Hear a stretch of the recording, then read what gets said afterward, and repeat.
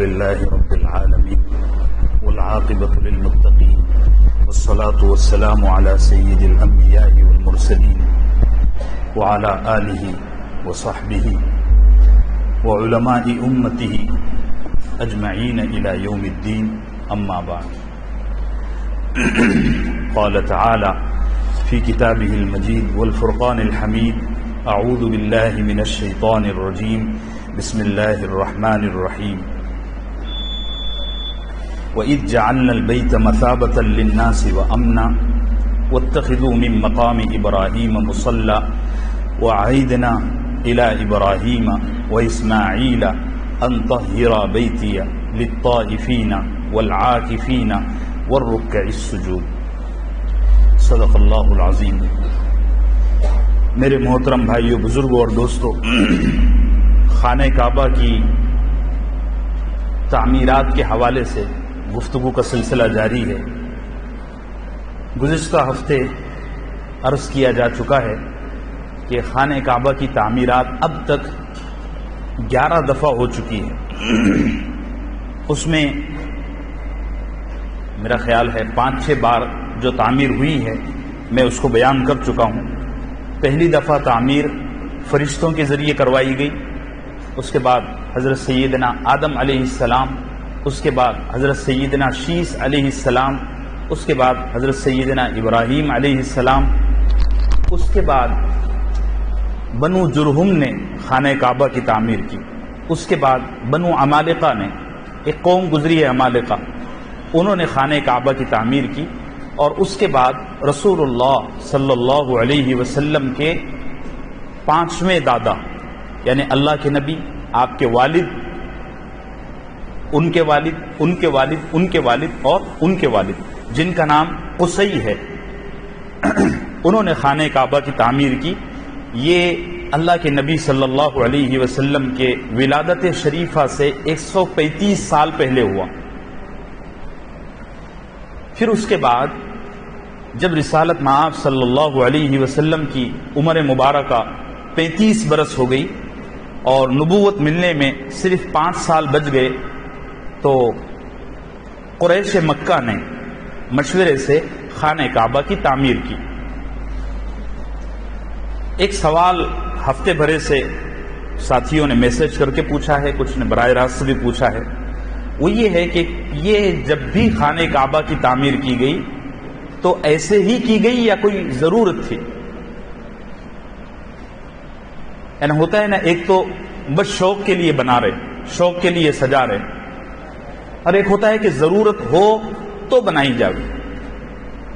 دیکھیے، جب جب ضرورت پڑی اللہ نے کچھ بندوں کو منتخب کیا اور انہوں نے خانہ کعبہ کی تعمیر کی۔ یہ بلا ضرورت نہیں ہوا، بلکہ جب بھی ہوا تو ضرورت کی وجہ سے ہوا، اور حالات ایسے بن گئے کہ خانہ کعبہ کی تعمیر کرنا، اس کا نیو کنسٹرکشن کرنا ضروری ہو گیا۔ اب میں 5-6 اوپر سے بتاتے آؤں گا تو اور وقت نکل جائے گا، آخری عرض کر دیتا ہوں۔ قریش مکہ نے جب خانہ کعبہ کی تعمیر کی تو اس وقت واقعہ یہ ہوا کہ ایک تو خانہ کعبہ کو بنے ہوئے 170 سال گزر گئے تھے، اور 170 سال میں عموماً بلڈنگ اور عمارت کمزور ہو جاتی ہے۔ ایک وجہ تو خود اپنے آپ میں یہ تھی، دوسری وجہ یہ تھی کہ ایک دفعہ حرم شریف میں ایک خاتون بیت اللہ کے ارد گرد عود کی دھونی دے رہی تھی، جیسے ہم لوگ دیتے ہیں نا مسجدوں میں، اس طرح، اور اس کا عود کا ایک انگارہ اتفاق سے اڑا اور اڑ کر وہ خانہ کعبہ کے غلاف سے لگ گیا، اس کو آگ لگ گئی، اور آگ ایسی شدید لگی کہ پورا غلاف جل گیا، اور اس کے ساتھ ساتھ خانہ کعبہ کی جو عمارت تھی مسلسل آگ کی وجہ سے وہ بہت جھلس گئی۔ ایک وجہ یہ ہوئی، اور ایک بڑی وجہ یہ ہوئی کہ اصل میں جناب قصی کا بنایا ہوا جو خانہ کعبہ تھا وہ چوروں سے محفوظ نہیں تھا. اور آپ کو شاید یہ بات پتہ ہو کہ خانہ کعبہ میں ایک زمانے میں لوگ بہت زیادہ چڑھاوے بھیجتے تھے، جیسے ابھی بھی مسجدوں میں لوگ دان کرتے ہیں، اور آج بھی پوری دنیا کے جو حکمران ہیں، بڑے بڑے بادشاہ ہیں، وہ خانہ کعبہ کو ہدیے بھیجتے ہیں. اب تو سعودی حکومت نے لینے کے سلسلے میں اور قبول کرنے کے سلسلے میں بہت زیادہ احتیاط رکھا ہے، اور عام طور سے یہ ہوتا ہے کہ خانہ کعبہ کے لیے جو چڑھاوا آتا ہے، جو دان اور جو ہدیہ آتا ہے، سعودی حکومت اس کو ائمہ میں، خدام میں تقسیم کر دیتی ہے، یا کسی اور کام میں جمع نہیں رکھا جاتا. کوئی ایک آدھ بہت قیمتی رہا تو رکھا نہیں تو ختم. قصی کا بنایا ہوا جو کعبہ تھا وہ محفوظ نہیں تھا. چنانچہ واقعہ یہ ہوا کہ خانہ کعبہ کے اندر ایک ہرن تھا، سونے کا، گولڈ کا ہرن. تو کسی چور نے وہ چرا لیا. اب چور تو چور ہے، اس کو کیا پتہ ہے خانہ کعبہ ہے یہ کیا ہے، اس نے چرا لیا. پکڑا گیا لیکن چرا لیا. اس طرح کے اور بھی کچھ واقعات ہوئے جس کی وجہ سے قریش کے جو نوجوان تھے انہوں نے سوچا کہ اب خانہ کعبہ بنانا اور اس کا نئے سرے سے تعمیر کرنا ضروری ہے. اس طرح کے واقعات ہر بار ہوتے رہے، اور جیسے کہ میں عرض کر چکا ہوں کہ خانہ کعبہ کی تعمیر اور اس کا کنسٹرکشن اتنا زیادہ کمزور اور اتنا زیادہ جھلس چکا تھا کہ ہوا چلنے پر بعض دفعہ پتھر ہلتے تھے. تو خانہ کعبہ ڈبل سے تعمیر کیا گیا. میں ساری تفصیل گزشتہ ہفتے بتا چکا ہوں. جب خانہ کعبہ مکمل تعمیر ہو گیا قریش کے زمانے میں، تو گزشتہ ہفتے میں نے بتایا کہ جب یہ خانہ کعبہ بنا ہے تو اس وقت اللہ کے نبی صلی اللہ علیہ وسلم کی عمر مبارکہ 35 سال تھی. یہ اس میں ایکو ہو رہا ہے تو بات آپ کو سمجھ میں آ رہا ہے؟ اللہ کے نبی کی حیات مبارکہ، عمر مبارکہ 35 سال تھی. اور میں نے یہ بھی بتایا کہ اس تعمیر میں اللہ کے نبی صلی اللہ علیہ وسلم نے عملی طور پر پریکٹیکلی حصہ بھی لیا تھا، جس کی وجہ سے آپ کے کندھے مبارک، دوش مبارک زخمی ہو گئے. یہ خانہ کعبہ مال کی کمی کی وجہ سے، فنڈ کی کمی کی وجہ سے پورا تعمیر نہیں ہو سکا، اور اس میں حتیم کا حصہ قریش مکہ کو خالی چھوڑنا پڑا. بہرحال کعبہ تو بن گیا، خانہ کعبہ مکمل تعمیر ہو گیا. آپ نے دیکھا ہوگا خانہ کعبہ میں ایک طرف حجر اسود لگا ہوا ہے، حجر اسود. یہ حجر اسود جب نصب کرنے کی اور اس کو فیڈ کرنے کی بات آئی تو سارے کے سارے مکے کے لوگ آپس میں لڑ پڑے، چونکہ یہ فیڈ کرنا اور اس کو اس کی جگہ لگانا یہ ایک بہت بڑی سعادت مندی سمجھا جاتا تھا، اور ہے بھی. تو اختلاف اور انتشار اتنا زیادہ ہو گیا کہ قریش کے کچھ قبیلوں نے خون میں ہاتھ ڈبوئے. خون میں ہاتھ ڈبونے کا مطلب یہ ہوتا تھا اس زمانے میں کہ ہم جان دے دیں گے لیکن اس معاملے میں پیچھے نہیں ہٹیں گے. بہت زیادہ انتشار ہو گیا، اور قریب تھا کہ مکے کے لوگ آپس میں بہت بھیانک لڑ پڑتے. تو کسی سردار نے کہا کہ بھئی آپس میں مت لڑو، 4-5 دن کے بعد اس سلسلے میں مشورہ کریں گے. 4-5 دن کے بعد مشورہ ہوا. مشورے میں یہ طے ہوا کہ کل صبح جو شخص سب سے پہلے حرم کے اندر آئے گا اس کے ہاتھ سے حجر اسود کو خانہ کعبہ میں فیڈ کیا جائے گا. اب اتفاق دیکھیے، دوسرے دن جب صبح ہوئی تو کوئی سردار، کوئی قبیلے کا آدمی چاہت کے باوجود دین سے بیدار نہ ہو سکا، اور سب سے پہلے رسالت مآب صلی اللہ علیہ وسلم خانہ کعبہ میں آئے. اچھا، ابھی یہ 50-55 سال پہلے تک وہ دروازہ موجود تھا جس سے اللہ کے نبی صلی اللہ علیہ وسلم انٹر ہوئے تھے. یہ سعودی حکومت نے وہ دروازہ ختم کر دیا. اللہ کے نبی صلی اللہ علیہ وسلم آئے, جیسے ہی آپ حرم میں داخل ہوئے فوراً لوگوں کی نیند بیدار ہوئی اور سب کے سب دوڑ کر حرم میں آئے. دیکھا تو اللہ کے نبی صلی اللہ علیہ وسلم حتیم کی جگہ کھڑے ہوئے ہیں. سب کہنے لگے اور سب نے بلند آواز کے ساتھ یہ نعرہ لگایا, ھذا الامین رضیناہ, یہ تو بڑا پیارا اور بڑا امانت دار آدمی ہے, اس کے ہاتھوں سے ہی یہ کام ہونا چاہیے تھا اور ہم اس کے ہاتھوں سے یہ کام کروانے پر راضی ہیں. اب اللہ کے نبی صلی اللہ علیہ وسلم کے آپ اخلاق دیکھیے اور مزاج دیکھیے. اگر آپ چاہتے نا تو اپنے ہاتھ سے اٹھا کے رکھ دیتے, لیکن اللہ کے نبی صلی اللہ علیہ وسلم نے سب کا دل رکھا اور سب کو لے کر چلا. آپ نے کیا کیا کہ ایک چادر بچھائی, اس چادر میں حجر اسود کو رکھا اور ہر قبیلے کے سردار کو کہا کہ آپ سب کے سب مل کر خانہ کعبہ یہ چادر کا ایک ایک کونا اور ایک ایک سرا ہاتھ میں لے لیں اور یہ اٹھا کر لائیں اور خانہ کعبہ میں ایسے کے ایسے لگا دیں, میں بھی ہاتھ لگاؤں گا. سب کے سب بڑے خوش ہوئے اور ایک بہت خوفناک معاملہ جو بدترین جنگ کی شکل اختیار کر رہا تھا, اللہ کے نبی صلی اللہ علیہ وسلم کے اس طریقے سے اور اس حکمت کی وجہ سے وہ معاملہ ٹل گیا. اب آپ ذرا قریش مکہ کی جو تعمیرات ہیں, انہوں نے خانہ کعبہ میں جو تبدیلیاں کی اس کو سن لیجئے. اس میں کچھ خامیاں بھی تھی اور کچھ خوبیاں بھی تھی. میں ساری چیزیں آپ کو بتا دیتا ہوں. قریش مکہ نے مال کی کمی کی وجہ سے بیت اللہ کو تقریباً 7-8 فٹ کم کر دیا, جو حتیم کا حصہ آج بھی ہے, سب کو پتا ہے ایک بات. لیکن یہ چیز اپنے آپ میں بری نہیں تھی بلکہ اچھی ہے. انہوں نے یہ سبق دیا کہ اگر کوئی بھی نیک کام کرنا ہے تو حلال طریقے سے کرو, حرام طریقے سے نہیں. بہت سارے چور آج یہ کہہ کر کے اپنی چوری کا جواز منانا چاہتے ہیں کہ جی ہم چور کے گھر میں چوری کر رہے ہیں, نعوذ باللہ. اور وہ کیا کہتے ہیں کہ اس طرح کرنے سے ہماری چوری جائز ہو جائے گی. ارے بھائی, چوری ہر حال میں چوری ہے اور حرام کاری ہر حال میں حرام ہے.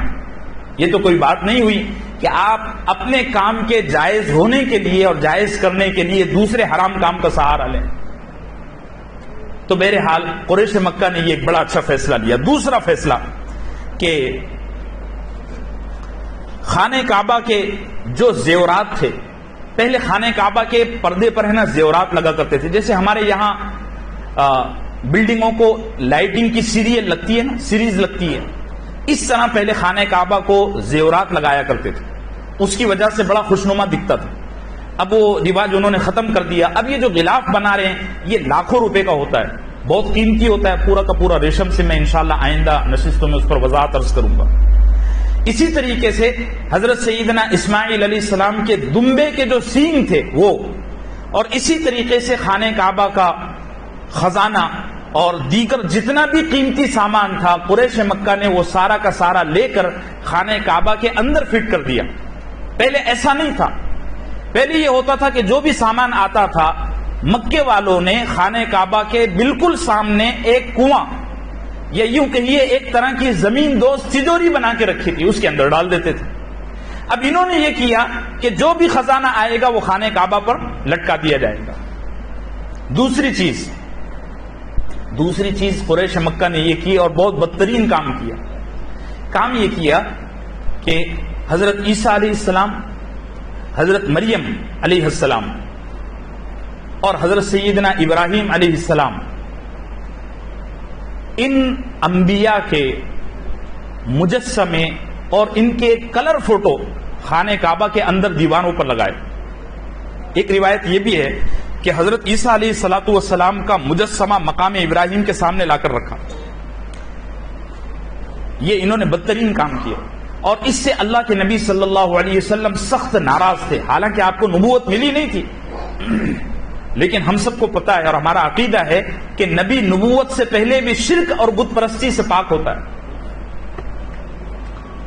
لیکن آپ نے اس وقت فوراً بولنا مناسب نہیں سمجھا کہ اگر بولتے تو بڑا فتنہ اٹھ جاتا. قریش مکہ نے یہ بڑا بدترین کام کیا کہ خانہ کعبہ کے اندر کی دیواروں پر انبیاء علیہم الصلوۃ والسلام کے فوٹو اور حضرت مریم کا فوٹو اور اسی طریقے سے مقام ابراہیم کے پاس حضرت سیدنا ابراہیم علیہ الصلوۃ والسلام کا مجسمہ اسٹیچو لا کر نصب کیا. اس کی شکل یہ تھی کہ اس کے ہاتھ میں تیر تھا, اس کی شکل یہ تھی. بہرحال یہ جب مکہ فتح ہوا تو اللہ کے نبی صلی اللہ علیہ وسلم نے یہ سارے مجسمے اور سارے فوٹو اپنے ہاتھوں سے مٹا دیے. آپ کو تفصیل پتہ ہے.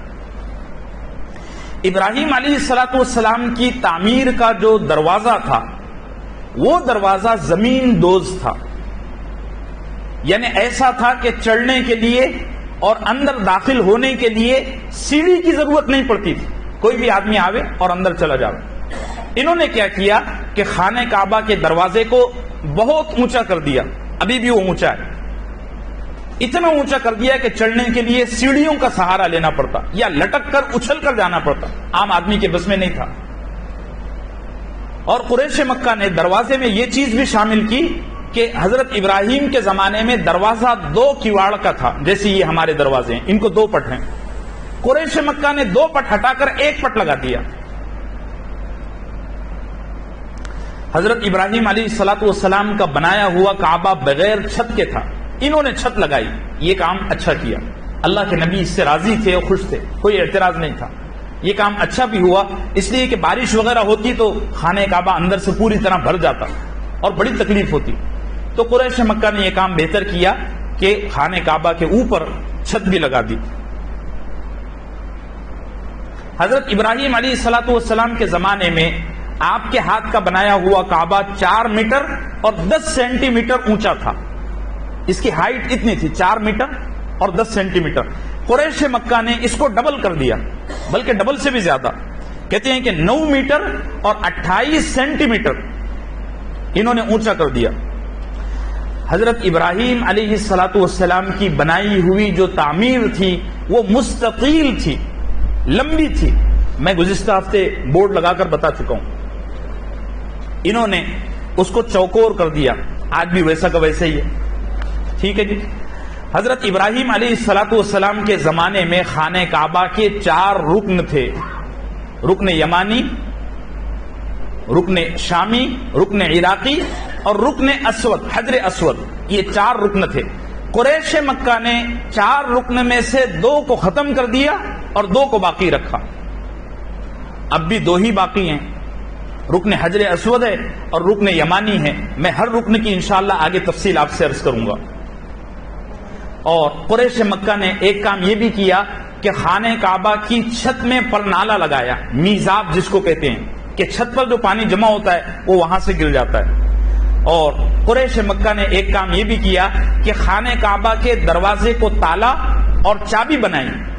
پہلے تالا چابی نہیں ہوا کرتا تھا, دروازہ تھا لیکن اس کو معمولی کنڈی تھی, جب جس کے جی میں آتا وہ دروازہ کھول کر اندر چلا جاتا, اندر بیٹھتا, باتیں کرتا, باہر نکل جاتا. لیکن قریش مکہ نے یہ کیا کہ خانہ کعبہ کو تالا اور چابی لگائی, اور کچھ سرداروں کے پاس ہی اس کی چابی دی. صحیح مسلم کی ایک حدیث ہے, اللہ کے نبی صلی اللہ علیہ وسلم اس سے راضی نہیں تھے. اما عائشہ سے اللہ کے نبی نے فرمایا کہ عائشہ تو جانتی ہے تیرے قوم کے سرداروں نے یہ کیوں کیا ہے؟ تو اما عائشہ نے فرمایا کیوں کیا ہے؟ تو فرمایا یہ اس لیے کیا ہے تاکہ یہ اپنے آپ کو ممتاز کر سکے کہ خانہ کعبہ کی چابیاں ہمارے پاس ہوتی ہیں. اللہ کے نبی اس سے خوش نہیں تھے.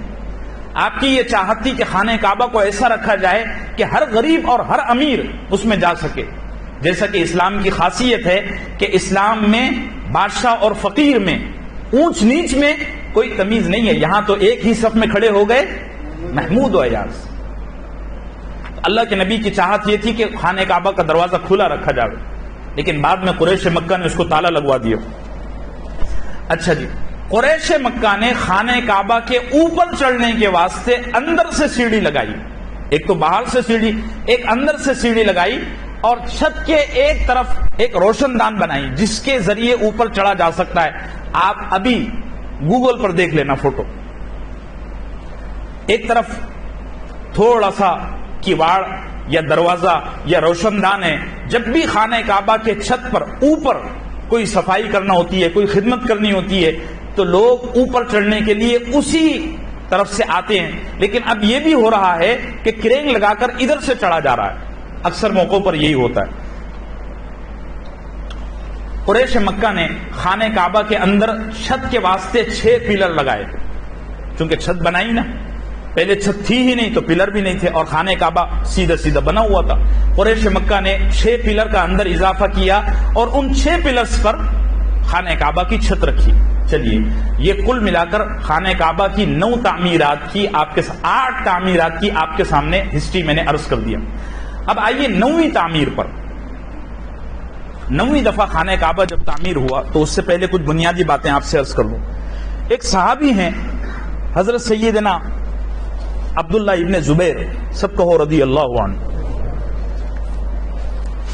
بڑے درجے کے صحابی ہیں، ان کی بہت ساری خصوصیات ہیں۔ ایک خصوصیت یہ ہے کہ یہ حضرت ابو بکر صدیق کے نواسے ہیں۔ دوسری خصوصیت یہ ہے کہ ان کا بچپن اللہ کے نبی صلی اللہ علیہ وسلم کے گھر میں کھیل کودتے ہوئے گزرا۔ وہ بچہ کتنا خوش نصیب ہوگا جس نے رسول اللہ صلی اللہ علیہ وسلم کے گھر میں کھیلا ہو۔ اور یہ بہت زیادہ عبادت گزار تھے، بہت عبادت گزار۔ کہتے ہیں کہ یہ اکثر روزے سے رہتے اور رات میں ساری رات نفل میں مشغول رہتے، اور ان کی نفل کا یہ حال تھا کہ کبھی کبھار پوری رات ایک سجدے میں، کبھی کبھار پوری رات ایک رکوع میں، کبھی کبھار پوری رات ایک قیام میں گزر جاتی، تو بہت زیادہ عبادت گزار تھے۔ ان کی ایک بڑی خصوصیت یہ بھی ہے کہ ہجرت کرنے کے بعد جب صحابہ مدینہ منورہ گئے نا، تو مدینہ منورہ میں مہاجر صحابہ میں سب سے پہلے پیدا ہونے والے بچے یہ ہیں۔ واقع اب دوسری بات نکل جائے گی، سب سے پہلے بچے یہ ہیں، بس اتنا سمجھیے۔ انہوں نے اللہ کے نبی صلی اللہ علیہ وسلم سے فتح مکہ کے دن یہ بات سنی تھی، اور ان کو اس چیز کا احساس تھا کہ اللہ کے نبی صلی اللہ علیہ وسلم موجودہ خانہ کعبہ کی شکل سے اور اس کی بناوٹ سے 100% راضی نہیں تھے، چونکہ ان کا بچپن اللہ کے نبی صلی اللہ علیہ وسلم کے گھر میں گزرا تھا، اور اما عائشہ کے یہ بھانجے تھے، بلکہ رشتے میں اللہ کے نبی صلی اللہ علیہ وسلم بھی ان کے خالو ہوئے۔ ان کی والدہ کا نام اسما ہے، اور اسما کی بہن بولی عائشہ رضی اللہ عنہا۔ تو خالہ ویسے بھی بچوں سے چاہت زیادہ کرتی ہیں، تو یہ اللہ کے نبی کی خدمت میں بار بار آتے تھے، اور اللہ کے نبی رشتے کے اعتبار سے ان کے خالو جان تھے۔ جب مکہ فتح ہوا تو آپ نے دیکھا ہوگا خانہ کعبہ کے حرم شریف کے 3 مالے پر 3 گنبد بنے ہوئے ہیں، دیکھے کہ نہیں؟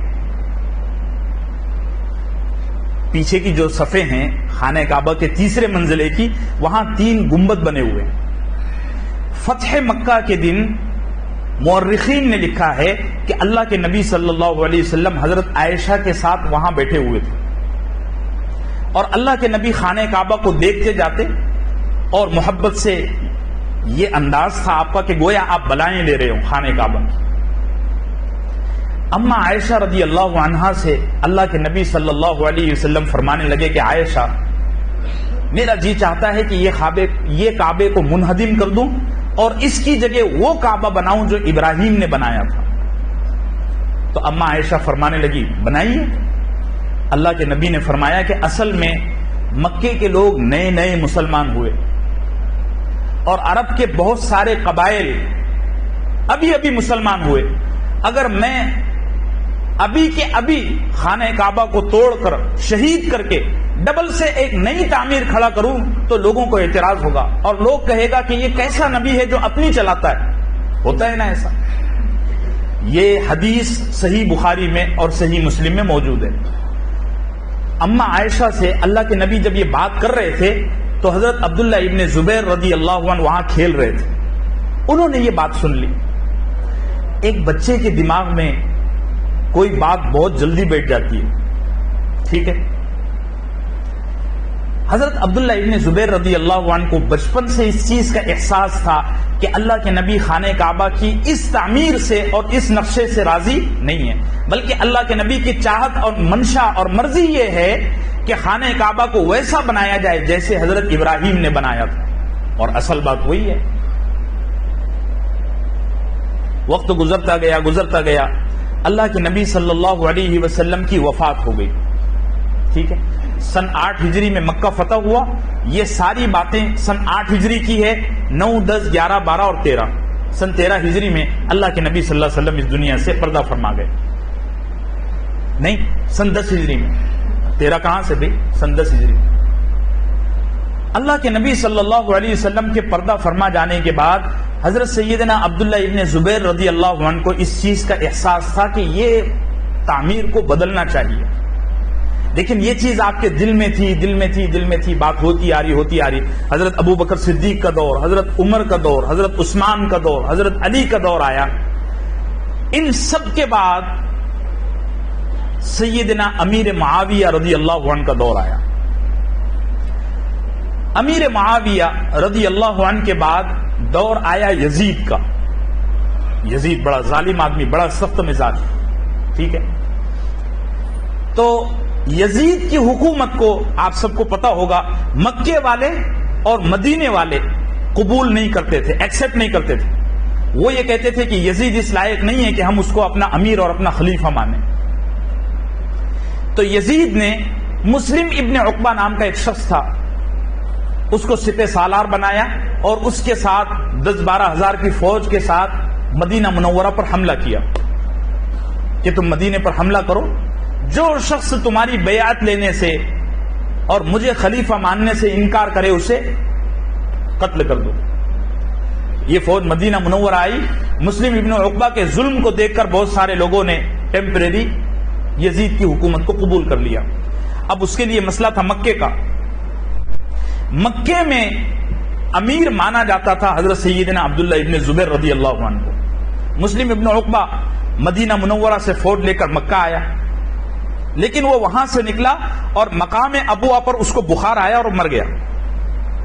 مرتے مرتے اس نے فوج کا امیر بنایا حسین کو، صاد، یہ سین سے نہیں ہے، یہ صاد سے ہے، حسین ابن نمیر کو، اور کہا کہ تم مکے والوں سے جا کر بیعت لو۔ حسین ابن نمیر یہ بڑا سرفرا آدمی، یہ مکے میں آیا تو اس کو پتا چلا کہ عبداللہ ابن زبیر رضی اللہ عنہ کے ہاتھ پر سب لوگ بیعت ہو چکے ہیں۔ تو اس نے کیا کیا کہ پورے مکے میں اعلان کروایا کہ جو بھی یزید کی بیعت نہیں کرے گا اس کو گرفتار کیا جائے گا، اور یہ پولیٹیکل پروسیس جو ہوتا ہے اس میں۔ تو مکے کے سب لوگوں نے انکار کیا کہ جی ہم یزید کو اور تم کو خلیفہ ماننے کو تسلیم نہیں ہے، تم کو جو ہو سکتا ہے وہ کر لو۔ تو حسین نے یہ کیا کہ مکے کے باہر جبل ابو قبیس ہے، جبل ابھی بھی وہ ہے، اس نے وہاں اپنے ٹینک اور اپنے مینجنک فیڈ کیے اور وہاں سے مکے پر گولے برسائے، حرم پر۔ ان گولوں کی وجہ سے یہ ہوا کہ بہت سارے ایمان والے زخمی ہوئے، بہت سارے طواف کرنے والے شہید بھی ہوئے، اور چونکہ گولے تو اندھا دھند برس رہے تھے، ان گولوں میں آگ کے گولے بھی تھے، ان میں سے کچھ گولے بیت اللہ پر آ کے گرے، جس کی وجہ سے بیت اللہ کی دیواریں کافی زخمی ہو گئی اور کچھ بیت اللہ کا حصہ بہت جھلس گیا۔ یہ تماشا تقریباً 1.5 مہینے تک چلا، اور بالآخر یزید کی فوج مکہ چھوڑ کر چلے گئی، اس کے ساتھ شام کی پوری فوج تھی، ملک شام کی، وہ مکہ چھوڑ کر چلے گئے۔ ان کے چلے جانے کے بعد حضرت سیدنا عبداللہ ابن زبیر رضی اللہ عنہ تشریف لائے تو انہوں نے دیکھا کہ خانہ کعبہ بہت بڑی حد تک جھلس چکا ہے اور بہت بری حالت ہے، اندر حرم شریف میں کافی لوگ زخمی بھی پڑے ہیں اور کچھ لوگ شہید بھی ہو چکے ہیں۔ بہرحال انہوں نے شہداء کو دفن کیا، زخمی لوگوں کا علاج کیا اور خانہ کعبہ کے سلسلے میں لوگوں سے مشورہ کیا۔ لوگوں نے الگ الگ رائے دی۔ ایک رائے حضرت سیدنا عبداللہ ابن عباس رضی اللہ عنہ کی تھی، بڑے درجے کے صحابی۔ انہوں نے فرمایا کہ خانہ کعبہ کو نئے سرے سے تعمیر کرنا بہتر نہیں ہے، مناسب یہ ہے کہ اسی خانہ کعبہ کا جو کام مرمت کا ہے اس کو ریپیئر کر دیا جائے۔ عبداللہ ابن عباس رضی اللہ عنہ کی رائے تھی۔ تو اس پر حضرت عبداللہ ابن زبیر رضی اللہ عنہ فرمانے لگے کہ تم کیسی بات کرتے ہو؟ اگر تمہارے گھر ایسے زخمی ہو جائیں اور ٹوٹ جائیں تو کیا تم اپنے گھروں کے لیے بھی یہی فیصلہ لوگے کہ مرمت کروا لو، ریپیئر کروا لو؟ ایسے موقع پر تو تم یہ کرو گے کہ اپنے گھر کو ڈبل سے بناؤ گے۔ اس پر حضرت سیدنا عبداللہ ابن عباس رضی اللہ عنہ خاموش ہو گئے اور مجمع میں کھڑے ہو کر حضرت سیدنا عبداللہ ابن زبیر رضی اللہ عنہ نے اعلان کیا کہ میں 3 دن تک اللہ سے استخارہ کروں گا، میرے دل پر اللہ جو بات کھولیں گے میں اس کے مطابق کام کروں گا، چونکہ یہ مکے کے امیر تھے اور مکے کے گورنر تھے۔ حضرت سیدنا عبداللہ ابن زبیر رضی اللہ عنہ نے 3 دن تک استخارہ کیا اور پھر لوگوں میں آ کر اعلان کیا کہ میرے دل پر اللہ نے یہ بات ڈالی ہے کہ اس خانہ کعبہ کو پوری طرح شہید کر دیا جائے اور حضرت سیدنا ابراہیم علیہ الصلوۃ والسلام کے نقشے کے مطابق خانہ کعبہ کو تعمیر کیا جائے۔ آپ نے یہ اعلان کیا، سب لوگ راضی ہو گئے۔ چنانچہ اب مسئلہ یہ آیا کہ جو بچا ہوا کعبہ ہے اس کو کون شہید کرے گا؟ کسی کی یہ ہمت نہیں تھی کہ وہ خانہ کعبہ پر کدالی اور کلاڑی چلائے، لیکن حاجیوں میں سے اور عمرہ کرنے والوں میں سے ایک گمنام دیہاتی اٹھا، اس کا نام میں نے کئی کتابوں میں ڈھونڈا، نام نہیں ملتا، کون مخلص آدمی تھا بیچارہ پتہ نہیں۔ اس نے ہمت کیا، مجمع سے اٹھا اور بڑے بڑے ڈنڈے لایا اور خانہ کعبہ کو پورا شہید کر دیا۔ اب خانہ کعبہ شہید ہو گیا، اب اس کی تعمیر کا معاملہ آیا تو حضرت سیدنا عبداللہ ابن زبیر رضی اللہ عنہ نے خانہ کعبہ کی تعمیر کی، اور یہ تعمیر گزر گئے اس کو 1468 سال۔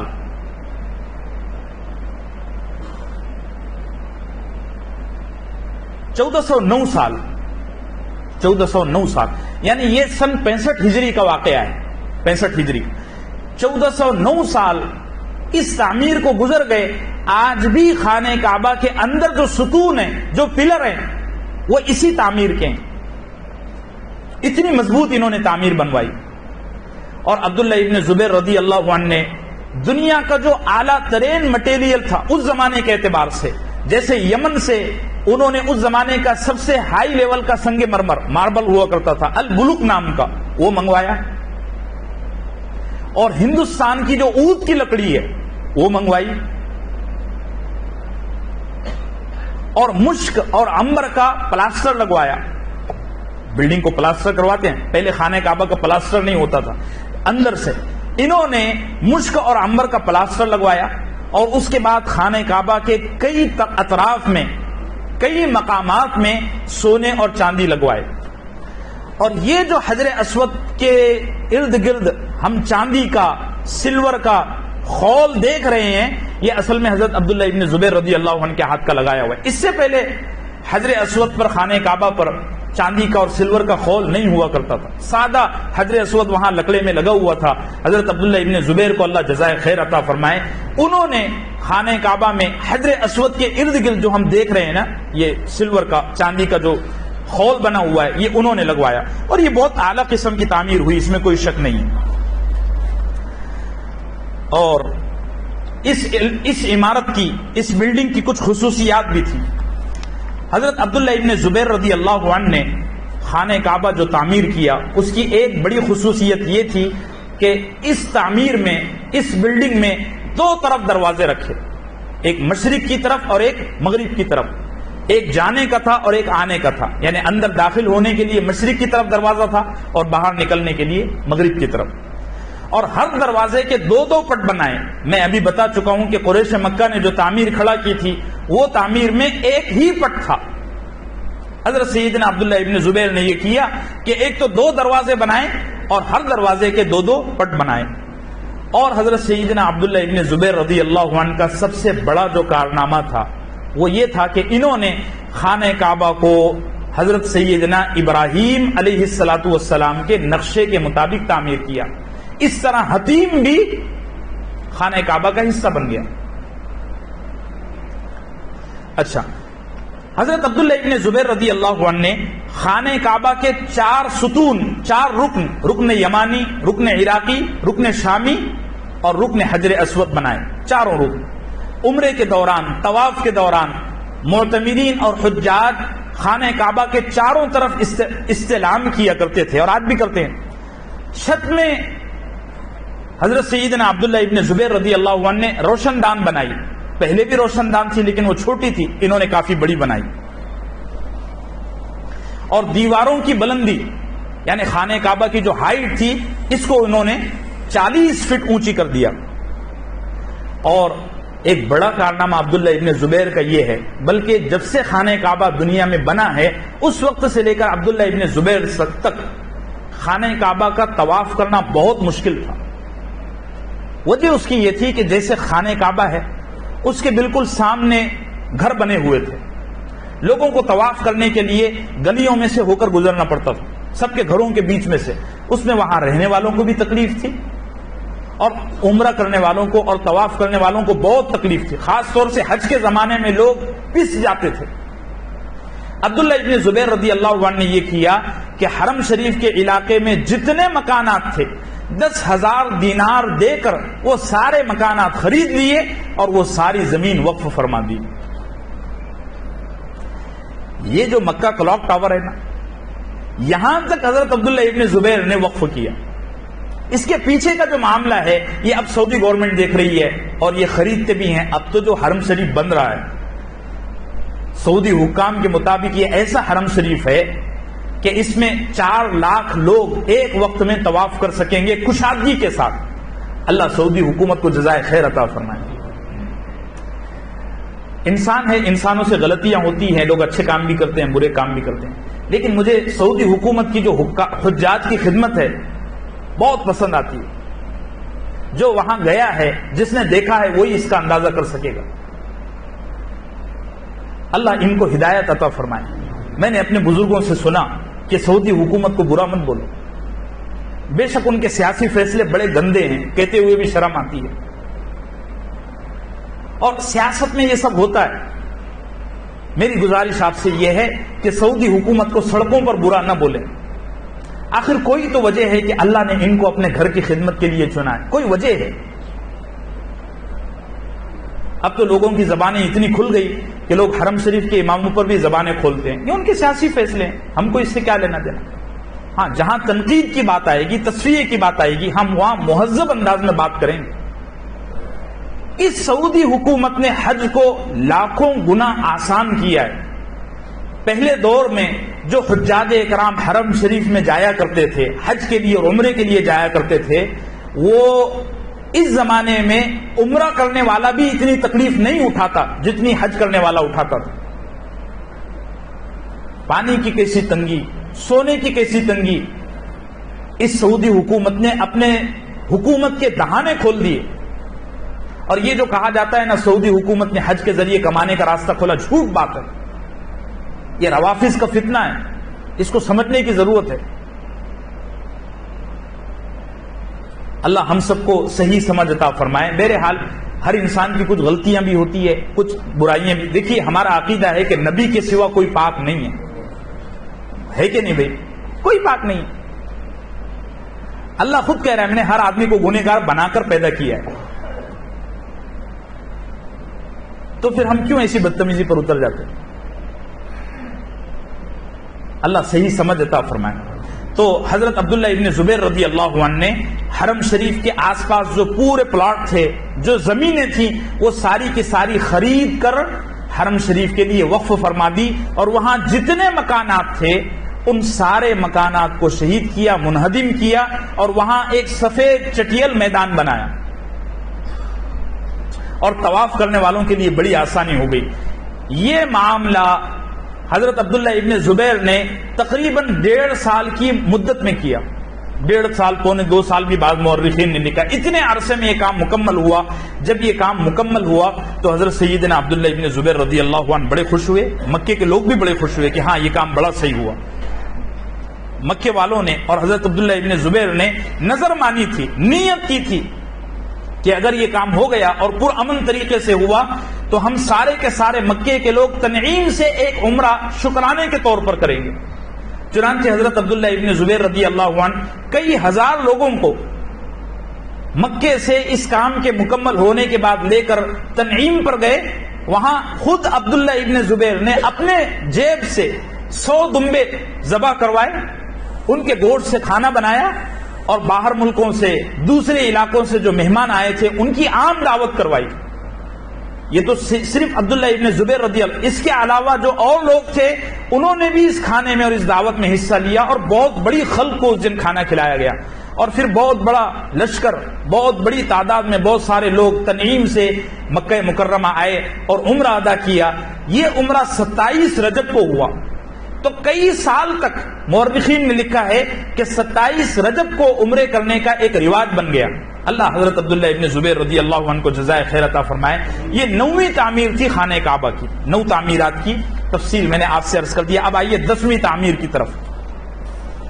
10ویں دفعہ جب خانہ کعبہ تعمیر ہوا تو اس کے پیچھے معاملہ یہ ہے کہ ایک بادشاہ گزرا ہے عبد الملک ابن مروان، اس کا گورنر مکے میں حجاج ابن یوسف تھا۔ حجاج ابن یوسف بہت سرفراہ آدمی، اس زمانے میں ماڈرن ٹرم میں اگر کہا جائے تو صدام حسین، ایسے ہی سرفراہ آدمی۔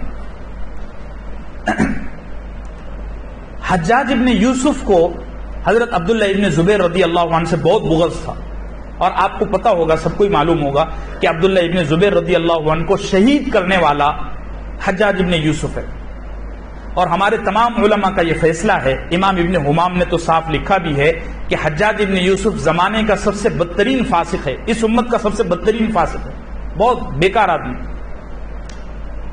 کچھ اس نے اچھے بھی کام کیے، 1-2 اچھے کام کیے۔ حسن بصری فرمایا کرتے تھے شاید ان اچھے کاموں کی وجہ سے اس کی مغفرت ہو جائے، ورنہ اس کے گناہ اتنے خطرناک ہیں کہ مغفرت ہونے کا کوئی امکان نہیں ہے۔ بہرحال اس کو حضرت عبداللہ ابن زبیر سے بہت بغض تھا، بغض کے نتیجے میں اس نے حضرت عبداللہ ابن زبیر رضی اللہ عنہ کو شہید کر دیا۔ آپ کی شہادت کے بعد اس نے مکے سے ہر اس چیز کو ختم کرنے کا ارادہ کیا جو عبداللہ ابن زبیر کی نشانی تھی۔ آج بہت سارے لوگوں کو بغض ہے نا، تو بغض میں شہر کے نام بدل رہے ہیں، یہ سے وہ سے یہ، ہوتا ہے کہ نہیں ایسا؟ اللہ ہمارے ملک کی حفاظت فرمائے۔ ہم جس زمانے سے گزر رہے ہیں بڑا مبارک دور ہے، دعا کرو۔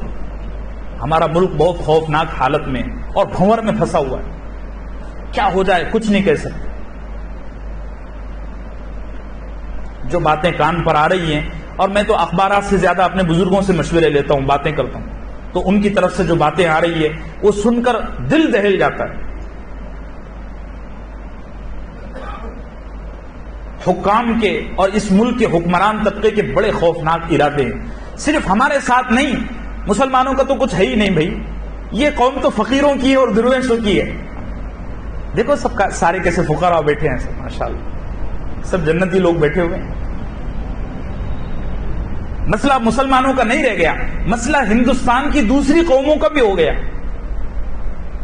بہرحال حجاج ابن یوسف نے حضرت عبداللہ ابن زبیر کو شہید کیا، اور حضرت عبداللہ ابن زبیر رضی اللہ عنہ کی جو جو نشانیاں تھیں ان کو ختم کرنے کا ارادہ کیا۔ اس نے سب نشانیوں کو مٹا دیا، لیکن خانہ کعبہ کو کیسے مٹاتا، وہ اس کی ہمت نہیں ہو رہی تھی۔ تو اس نے بہت سوچا کہ کیا کیا جائے کہ اس نشانی کو بھی بدلا جائے، چونکہ اس کو معلوم تھا خانہ کعبہ کو آخری دفعہ بنانے والا عبداللہ ابن زبیر ہے، اس کو یہ چیز کھٹکتی تھی۔ اس نے خط لکھا عبد الملک ابن مروان کو، وہ تو علاقے کا گورنر تھا، اس نے لیٹر لکھا عبد الملک ابن مروان کو، اور لیٹر میں یہ لکھا کہ عبداللہ ابن زبیر نے اپنی طرف سے خانہ کعبہ کو بڑھایا، اصل کعبہ وہ تھا جو قریش مکہ کے زمانے میں اللہ کے نبی کی نگرانی میں بنایا گیا تھا۔ عبد الملک ابن مروان کو پتا کچھ نہیں تھا، اس نے اس لیٹر کے جواب میں لکھا بھئی جیسا تم کو سمجھ میں آتا ہے ویسا کر دو۔ اب اس کو تو موقع مل گیا، اس کمبخت نے خانہ کعبہ کا اتنا، پورا تو شہید نہیں کیا، لیکن خانہ کعبہ کا اتنا حصہ کاٹ دیا جو حتیم ہے۔ میں نے ابھی عرض کیا کہ عبداللہ ابن زبیر رضی اللہ عنہ نے جو خانہ کعبہ بنایا تھا اس میں 6 ستون تھے، اس نے 3 ستون کا خانہ کعبہ شہید کر کے الگ کروا دیا، اور 3 ستون کو باقی رکھا، اور پھر حجر اسود میں حتیم کو جو ہے تو اس کی جگہ پر باقی رکھا، وہی پرانا نقشہ۔ جب یہ واقعہ ہوا نا تو مکے میں جو تابعین تھے، جو بڑے بڑے علماء تھے، ان پر بڑا ناگوار گزرا، لیکن انہوں نے اپنی زبانیں بند رکھی۔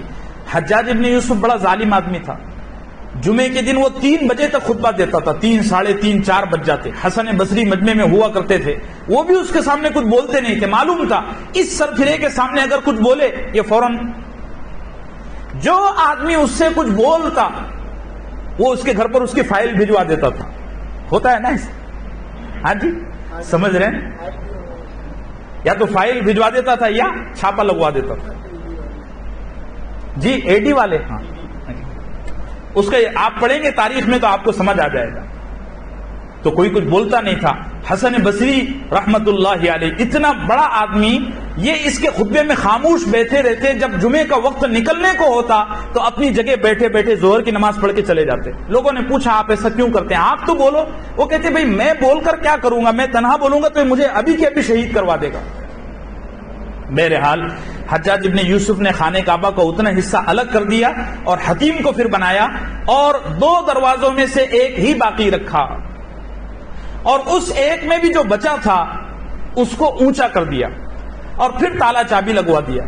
یعنی سارا اس نے وہ کچھ کیا جو قریش مکہ کر کے گئے تھے، اور اب جو خانہ کعبہ چلا آ رہا ہے یہ ابھی تک اسی نقشے کے مطابق ہے۔ حجاج ابن یوسف کو یہ لگا کہ شاید مجھے کوئی روکے گا ٹوکے گا نہیں، لیکن ایک زمانے کے بعد ولید ابن عبد الملک عمرے کے واسطے آیا، تو وہ طواف کے دوران خانہ کعبہ کو دیکھ دیکھ کر حضرت عبداللہ ابن زبیر کو برا بھلا کہہ رہا تھا۔ وہاں ایک تابعی بیٹھے ہوئے تھے، وہ کہنے لگے یار تم ذرا شرم کرو، تمہاری حکومت نے ابراہیم علیہ السلام کے بنائے ہوئے نقشے کو توڑ کے رکھ دیا، تم کیسے بے شرم لوگ ہو؟ تو عبد الملک ابن مروان کہنے لگا بھئی ہم کو معلوم نہیں یہ بات کہ جو کعبہ عبداللہ ابن زبیر نے بنایا تھا وہی اصل نقشہ تھا۔ پھر اس نے تحقیق کی تو پتہ چلا کہ اما عائشہ رضی اللہ عنہا سے اللہ کے نبی صلی اللہ علیہ وسلم نے بارہا اس بات کا اظہار کیا تھا کہ اصل خانہ کعبہ کا نقشہ وہ ہے جو حضرت عبداللہ ابن زبیر رضی اللہ عنہ نے بنایا تھا، لیکن اس کی مرضی کے مطابق ہوا نہیں۔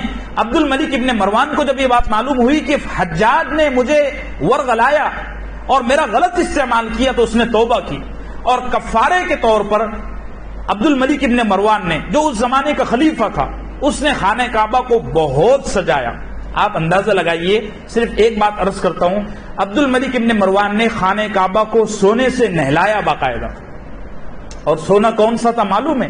یہ وہ سونا تھا جو حضرت سیدنا سلیمان ابن داؤد علیہ السلام نے جناتوں کے ذریعے سمندروں سے نکلوا کر رکھا تھا، اور یہ سارا کا سارا سونا اسپین کے کسی عجائب گھر میں تھا۔ اس کو جب معلوم ہوا کہ میری حکومت سے اتنا غلط کام ہوا ہے تو اس نے ساری زندگی توبہ کی اور کفارے کے طور پر وہ سارا سونا خریدا منہ مانگی قیمت پر، چونکہ حکومت کے پاس، اسلامی حکومت کے پاس بڑا پیسہ تھا، وہ سارا سونا چاندی منگوایا اور اس کو پگھلایا اور پورے خانہ کعبہ کو اس کا غسل دیا۔ خانہ کعبہ کے کئی علاقے تھے جہاں گرمی میں سخت تپش ہوتی تھی، وہ پتھر تھے، وہاں ٹھنڈی ریت لگوائی، وہاں سنگ مرمر لگوائے، یہ اس نے کام کیا۔ یہ 10 دفعہ کی تعمیر کا قصہ ہے۔ اب آئیے آپ 11ویں دفعہ پر، 1 منٹ میں ایک بات عرض کرتا ہوں، بقیہ اگلے ہفتے۔ خانہ کعبہ 10 دفعہ جب بن گیا تو 11ویں دفعہ خلیفہ ہارون رشید کا دور آیا۔ خلیفہ ہارون رشید کو کسی نے کہا کہ عبد الملک ابن مروان کے دور میں جو خانہ کعبہ بنا تھا وہ حضرت نبی کریم صلی اللہ علیہ وسلم کی خواہش کے خلاف تھا، مرضی کے خلاف تھا۔ تو خلیفہ ہارون رشید نے یہ فیصلہ لیا کہ میں خانہ کعبہ کو اب اس شکل میں بناؤں گا جو اللہ کے نبی کی چاہت تھی، لیکن اس نے فیصلے پر عمل کرنے سے پہلے امام مالک رحمت اللہ علیہ سے فتویٰ مانگا کہ کیا کرنا چاہیے۔ امام مالک نے فرمایا بھائی دیکھو، پہلے خانہ کعبہ اتنی بار شہید ہو چکا ہے، اور اگر تم بھی اس بار شہید کرو گے تو یہ چیز ایک تماشا بن جائے گی، اور یہ چیز دین سے ہٹ کر ایک پولیٹیکل ٹاپک بن جائے گی۔ یعنی ہر سیاسی آدمی، ہر پولیٹیکل پارٹی جب بھی کرسی پر آئے گی وہ اپنے حساب سے خانہ کعبہ کو اپنی حکومت کے لیے استعمال کرے گی۔ اس لیے اب آپ ایک کام کیجئے، جیسا بنا ہوا ہے، جیسا چل رہا ہے ویسا چلنے دیجئے۔ قیامت کے قریب شاید کوئی بندہ ایسا آئے گا جو اس بیت اللہ کو ابراہیم علیہ الصلوۃ والسلام کے نقشے کے مطابق بنائے گا. یہ 10 دفعہ کا قصہ میں نے آپ سے عرض کر دیا. 11ویں دفعہ خاقان خاقان سلطان مراد خان، کیا نام ہے؟ خاقان خاقان سلطان مراد خان نے بیت اللہ کو تعمیر کیا تھا. اس کی بھی بڑی تفصیل ہے، انشاءاللہ آئندہ ہفتوں میں عرض کروں گا. پھر خانہ کعبہ کے تعلق سے اور دوسری چیزیں ہیں وہ عرض کی جائے گی. وصلی اللہ وسلم علی نبینا محمد.